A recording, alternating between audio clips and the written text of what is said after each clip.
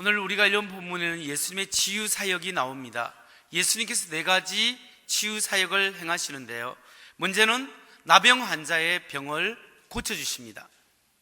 그리고 백부장의 하인의 중풍병을 고쳐주는 거죠. 그 다음에 3번째는 베드로의 장모의 열병을 고쳐주십니다.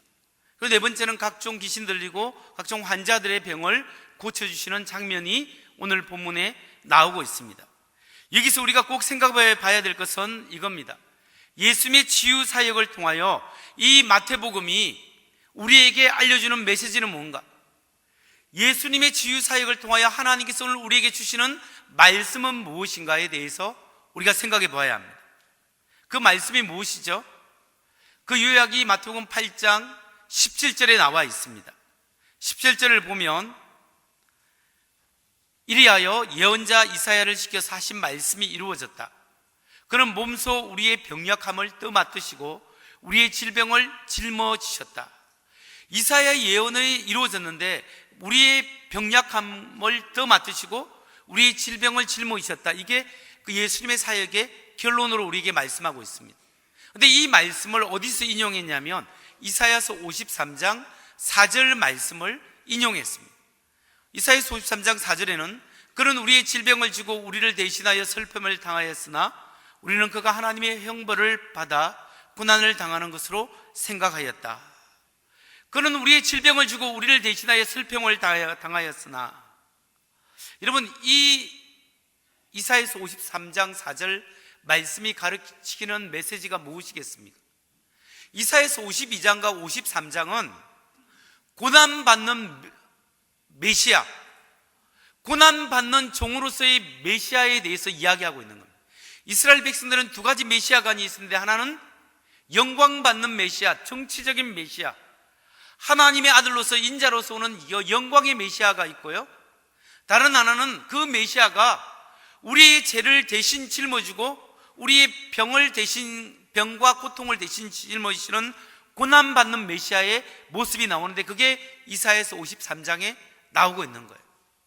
오늘 마태복음에서 마태는 이 예수님의 이사야서 고난받는 종의 그 메시아의 모습을 인용하면서 우리에게 들려주는 메시지가 바로 이것입니다. 구약에 예언되어 있는 그 메시아가 누구냐? 바로 예수님입니다. 지금 병자를 고치고 귀신을 쫓아내고 기적을 일으키시는 분이 누구냐? 우리의 죄를 대신 짊어지시고, 죄를 대신 짊어지시고 우리 영혼을 구원해 주실 뿐만 아니라 우리 육체적 질병과 우리의 삶의 고통의 문제를 짊어지시고 해결해 주시는 바로 메시아가 누구냐면 예수님이시다. 이 메시지를 우리에게 알려주시는 거죠. 다시 말해서 오늘 우리가 치유를 하고 있는 이 예수님이 누구냐? 구약에 대해 예언된 고난받는 종의 메시아인데, 이 메시아는 우리의 질병을 짊어지시고 우리의 아픔을 짊어지시고 우리의 죄악의 문제를 해결해 주실 하나님의 아들이 예수님이시다. 이것을 우리에게 알려주는 거예요. 그러니까 오늘 우리가 믿어야 될 것은 예수님이 누구냐? 하나님의 아들이시고 그분이 나의 죄악을 대신 짊어지시고 나의 죄를 용서하신 하나님의 아들이시구나. 그분이 나의 영적인 문제를 해결해 주실 뿐만 아니라 나의 육체적 질병과 나의 정신적 질병과 나의 관계에서 오는 삶의 문제도 해결해 주시는 하나님의 아들이시구나. 이것을 우리가 믿어야 한다는 겁니다. 여기서 우리가 하나 더 주목해서 살펴봐야 될 것은 뭐냐면, 예수님이 나의 주 나의 하나님으로서 우리의 죄악의 문제를 해결하고 우리의 삶의 문제를 해결하는데, 과연 어느 영역까지 주님의 치유와 구원의 역사가 일어날 수 있는가? 예수 그리스도의 치유와 구원의 역사는 우리의 삶의 어느 영역까지 미쳐야 하는가? 여기에 대해서 말씀하고 있습니다. 여러분, 예수님의 치유와 구원의 역사는 우리의 삶의 어느 영역까지 미칠까요? 첫째로 예수님께서 나병 환자를 치유해 주셨습니다. 여러분, 나병 환자는 이스라엘에서 아주 부정한 사람들이에요. 이것은 종교적으로 고립되고 사회적으로도 격리되는 사람이에요. 이스라엘 회중 안에 들어올 수 없는 사람들이에요. 그러니까 나병 환자는 하나님 앞에 죄인이요, 고립당할 수밖에 없는 사람들이었습니다. 근데 그 나병 환자의 손을 예수님께 잡으신 거예요. 부정하죠. 근데 예수님께서 잡으시고 그리고 치유해 주셨다는 거예요. 이걸 뭘 이야기합니까? 예수님의 치유와 하나님의 구원 사역은 우리 사회에 고립되고 소외된 계층까지 하나님의 복음의 역사가 전거되어져야 한다는 거예요. 그런 의미에서 오늘 예수님의 사역은, 우리 교회의 사역은 우리 사회에 어둡고 소외당하고 아픈 사람들에게 교회가 찾아가서 치유하고 위로하고 도와주는 영역까지 이르러 가야 된다는 사실입니다. 뿐만 아니라 예수님은 백부장의 종, 백부장이라는 사람의 하인의 중풍병을 고쳐주었습니다. 백부장은 로마의 군인이기 때문에 이스라엘 사람은 아닙니다. 이스라엘 사람이 아니기 때문에 이스라엘 사람들은 이방인을 지옥의 불쏘시개로 쓰기 위해서 하나님께서 만드셨다라는 아주 적대감을 가지기 때문에 구원이 이방인에게는 없다고 생각했습니다. 근데 예수님은 그 이방인의 종을 고쳐주었습니다. 이건 무슨 이야기입니까? 하나님의 구원은 인종을 초월하는 거예요. 하나님의 구원은 어떤 지역적인 장벽을 초월하는 거예요. 어떤 차별도 없애서 하나님의 구원은 인종차별과 지역차별을 넘어서 모든 영역, 모든 사람에게 이루어진다는 것을 우리에게 알려주는 말씀으로 볼 수 있다는 겁니다. 하나님의 구원은 모든 사람에게 이룹니다. 뿐만 아니라 예수님께서는 베드로의 장모의 열병을 고쳐줍니다.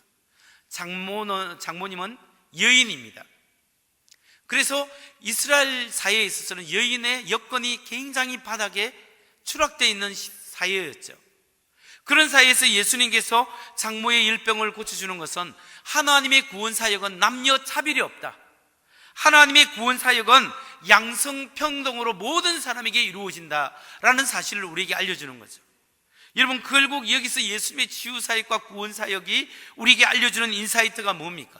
하나님의 구원과 하나님의 역사는 우리의 삶의 모든 영역에서 일어나야 한다라는 사실을 알려줍니다. 모든 사회적인 편견과 차별을 무너뜨리고 모든 종교적인 편견과 차별을 무너뜨릴 뿐만 아니라 다른 사람 인종차별을 무너뜨리는 것. 우리 사회에 많은 외국인 노동자들 왔는데 저 사람들에게 손가락질 하는 것이 아니라 크리스찬이라면 평등하게 그 사람들을 대우해 줘야 된다는 겁니다. 우리 사회의 지역적인 차별도 극복할 수밖에 없다는 거예요. 복음은 그것을 장벽을 무너뜨립니다. 우리 사회의 여성과 남성의 차별도 복음은 무너뜨려야 된다는 거죠. 교회 안에서 모든 직분 중에서 우리 하나님의 역사가 여기에 공평하게 이루어져야 됩니다. 그런 의미에서 우리 교회 안에서 여성 장로님도 세워져야 된다는 거죠. 하나님의 나라에는 남녀 차별이 없다라는 이야기를 우리 주님은 하나님의 사역을 통하여 그 여성 차별이 심한 그 사회에 이미 실현을 하신 거예요. 그렇기 때문에 여러분, 교회에서 저 사람도 교회 다녀? 저런 사람도 과연 구원받을까? 이렇게 생각하는 사람에게도 하나님 앞에 손들고 나아오기만 하면, 나 같은 죄인도 하나님 앞에 손들고 나아오면 하나님께서 용서하시고 치유하시고 하나님의 백성으로 받아준다는 사실을 우리가 기억해야 합니다. 하나님이 받아주는데 내가 왜 못 받아주는 겁니까?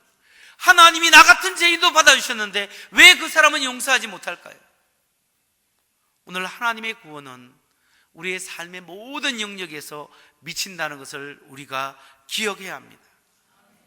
이 예수님의 치유 사역을 통하여 우리가 하나 더 믿어야 될 것은 예수님은 우리의 영혼의 문제에 관심을 많이 가지고 계십니다. 하나님을 떠나버린 인간은 죄인이고 죽음의 형벌을 받을 수밖에 없어요. 이 안타까운 사람을 위해서 주님께서 피 흘려 죽으시고 우리 영혼을 구원시켜 주십니다. 그런데 하나님의 구원은 우리의 영혼 구원의 뿐만 아니라 우리의 삶의 문제도 터치하신다는 거예요. 우리의 질병도 주님께서 불쌍히 여겨주시고 우리의 마음의 병도 정말 안타까고 정말 이 마음속에 웅얼어져 있는 마음의 병도 주님께서 해결해 주신다는 겁니다. 우리 주님께서 우리 관계성 속에서 오는 그 아픔과 그런 것도 관계적인 문제들도 우리 주님의 복음 안에서 해결되어질 수 있다는 것을 믿으시기 바랍니다. 우리의 구원은 전인적인 구원이에요. 영육 혼의 구원이라는 사실을 믿으시기 바랍니다. 저는 오늘 이 설교를 준비하면서 묵상하면서 생각할 때 제 마음속으로부터 일어난 질문이 있습니다. 그 뭐냐면 2000년 전에 예수님께서 말씀을 가르치시고 산상 설교를 통하여 하나님 나라의 복음을 전거하셨고 그분의 능력을 통하여 치유하시고 많은 기적을 일으켰는데 2000년 전에 일어났지 않습니까? 그럼 2000년의 시간을 넘어서 오늘날 우리의 삶 속에 어떻게 예수 그리스도의 기적과 능력이 우리의 삶 속에 나타날 것인가? 오늘 우리는 어떻게 나의 삶 속에 예수님의 능력과 치유의 은혜를 경험할 수 있겠습니까? 이 질문이 우리 속에 일어나는 겁니다. 여러분, 과연 나는 나의 삶 속에 어떻게 하나님의 능력과 은혜와 역사가 내 속에 일어날 수 있고 내가 경험할 수 있겠습니까? 그 방법은 사모하고 간구하는 겁니다. 하나님의 은혜를 사모할 때 하나님의 능력이 나타나는 거예요. 하나님 아버지 나를 불쌍히 여기소서. 오늘 우리가 찬양대에서 찬양한 것처럼 Lord, 주님, have mercy on me. 나를 긍휼히 여기시고 나를 불쌍히 여겨주옵소서. 주의 나를 불쌍히 여겨주옵소서. 하나님 앞에 간구하고 하나님의 은혜를 사모할 때 하나님의 은혜가 임한다는 거예요. 하나님 앞에 간구해야 합니다. 주님, 나를 불쌍히 여기시고 긍휼히 여겨주옵소서. 나병 환자가 주님 앞에 나왔습니다. 주님, 원하시면 나를 치유할 수 있습니다. 주님, 고쳐주옵소서. 간구했습니다. 백부장이 자기의 하인이 중풍병이 들려서 아픈 것을 보고 불쌍한 마음으로 주님 앞에 간구했을 때 주님께서 그 간구를 들으셨습니다. 베드로가 자신의 장모가 열병에 앓고 누워있는 것을 보고 간구한 겁니다. 주님께서는 우리의 문제를 우리가 주님 앞에 가져와서 기도할 때 불쌍히 여겨주시는 겁니다. 그러니까 저와 여러분이 우리가 해야 될 것은 뭐냐면 나의 문제를 주님 앞에 가져오는 거예요. 하나님의 은혜를 사모하는 거예요. 문제를 주님 앞에 내어놓고 하나님께 맡기고 기도하는 거예요. 하나님께 맡기고 기도할 때 하나님께서 그 문제를 터치하시는 거예요. 내 혼자 그냥 끙끙거리고 내 혼자 그 문제를 가지고 있으면 안 돼요. 십자가의 은혜 앞에 나오는 거예요. 나와야 합니다. 그래서 하나님의 은혜를 사모하시기 바랍니다. 그럴 때 하나님께 역사할 수 있는 겁니다. 백부장의 믿음이 그렇습니다. 우리 백부장의 믿음을 배워야 됩니다. 이 사람은 예수님이 누군지 알았습니다. 하나님의 아들이시다. 이 사람은 예수님에 대한 믿음이 있었습니다. 그분의 말씀의 능력을 믿었습니다. 뭔가 다른 믿음을 가졌습니다. 다른 사람은 예수님의 손을 들고 터치하고 예수님이 함께하여 기적이 일어난다는데 주님, 말씀만 하옵소서. 주님이 우리 집에 들어온 걸 내가 감당지 못합니다. 주님, 나 같은 죄인은 감당지 못합니다. 주님, 말씀만 하옵소서. 여러분, 이 믿음이 어떤 믿음이겠습니까? 리모트 컨트롤. 여러분, 원격 조정의 믿음이에요. 리모컨의 믿음이에요. 주님 말씀만 하시면 하나님 역사가 일어날 줄을 믿습니다. 여러분, 저도 그래서 될 수 있으면 어떤 제가 만날 수 없는 분들은 전화로 기도를 자주 합니다. 전화로 기도해도 하나님의 역사가 일어나는 거예요. 하나님의 성령께서 오늘 영으로서 우리 가운데 계십니다.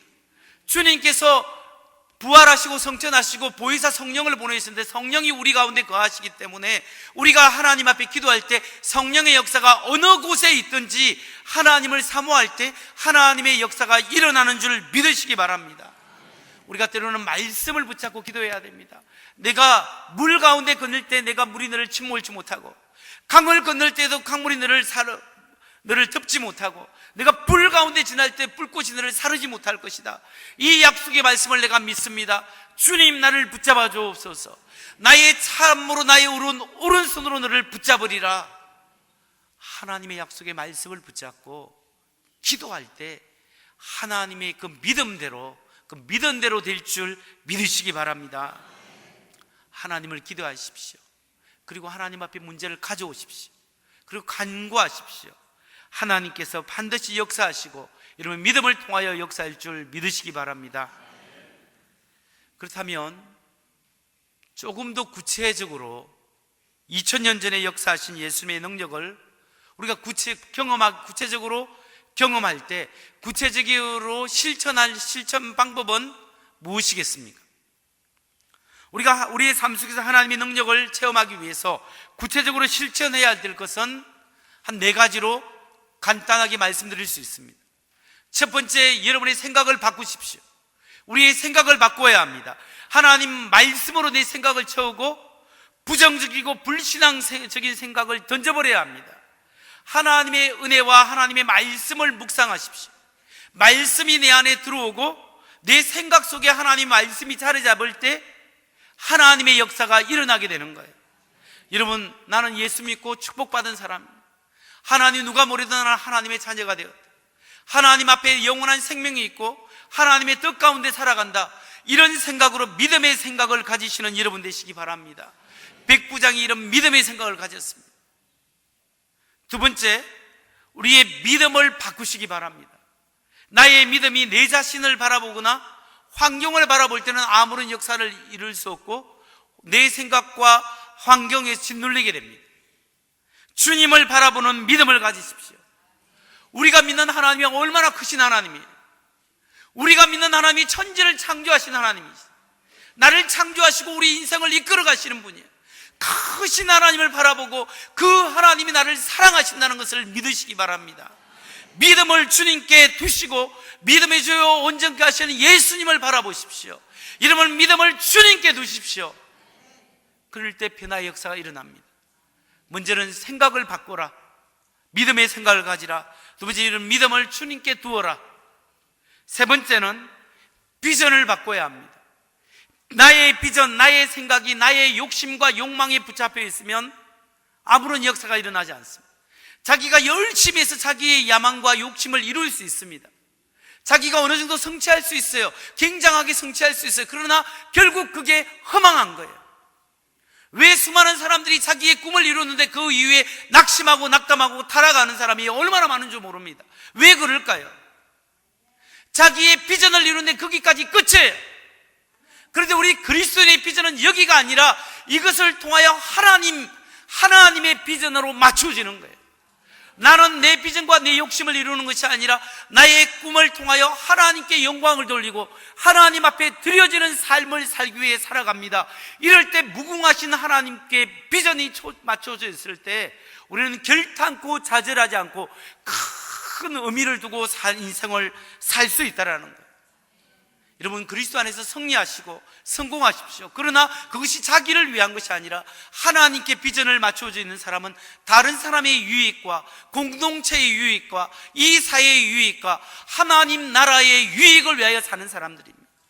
저는 어느 크리스찬이하는 음악회를 간 적이 있는데요, 그 독창회에서 그 크리스찬 성악가가 정말 열정적으로 최선을 다해서 프로페셔널하게 자기의 그 곡을 부르는 거예요.